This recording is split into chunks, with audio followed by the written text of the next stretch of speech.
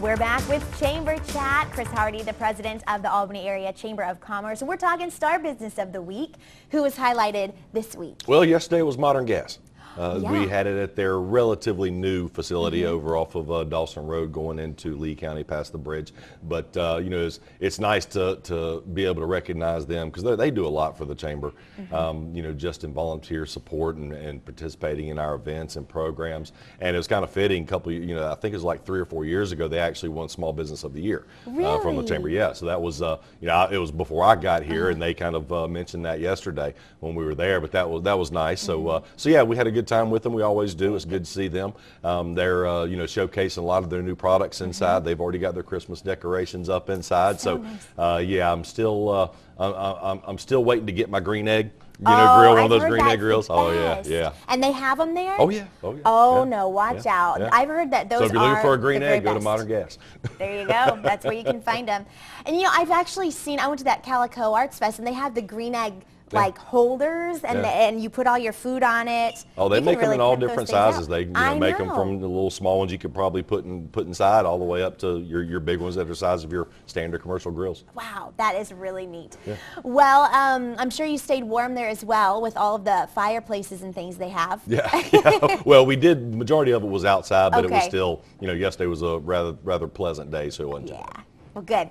Well, legislative Rise and Shine breakfast, that's going on this Thursday. Right. And we got some footage here of a past Rise and Shine breakfast to give people a little idea of what it kind of looks like. But how do these work? Well, it's just something, it's a part of our annual body of work, part of our annual programs. We usually try to do it around this time of the year because we're just, you know, a month or two before the general session begins.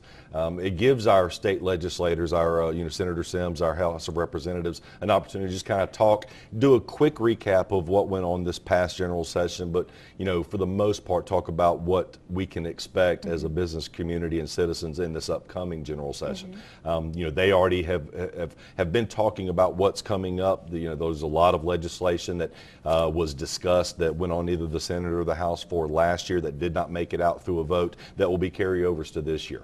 A lot of those are things that we're keeping an eye on. But nonetheless, it's an opportunity just to kind of give everybody an opportunity to hear these, you know, hear what our state elected officials, you know, have to say about some of these issues, what their particular opinions are on them, and then, you know, give a few opportunities for some Q&A. Oh, very good. We're going to be back in just a moment to learn why this is important for you to know about. We're going to go on over to Doug now.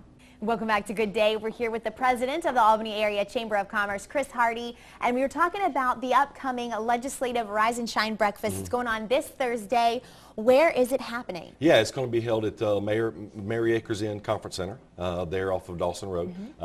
It's going to start at 7:30 with coffee and breakfast, and then the actual program will begin at 8 o'clock. There's still time to register. If anybody's interested in attending, they can call the chamber and ask for Sue Corbin. She's handling the registration process, and then or they can just send her an email at scorbin@albanega.com, and we can get them registered. Why is it important for the community to know about these things going on? Well, you know, to start off with, advocacy and public policy and legislative affairs is one of the key components that drives the Chamber of Commerce. It's one of the main reasons why businesses join a Chamber of Commerce, not just ours, but any of them. There's so much legislation that goes on during the general session that affects the business community. You know, a lot of people think that when there's legislation going on, it's about the citizens. Well, that's partly true. It's also more true that it affects a business community. You know, there's every year there's one big piece of legislation that has a major effect, whether positive or negative, whatever the case. And it's our job as the Chamber of Commerce, because we are the voice of the business community, to follow those pieces of legislation, especially the ones that affect the business community, whether positively or negatively. There are several of them that we're looking at right now that's going to be coming about in next year that's high on our radar. Just a couple of weeks ago, we had a legislative agenda work session with several key business leaders to start determining what what issues are important, what are some of the things that we need to address.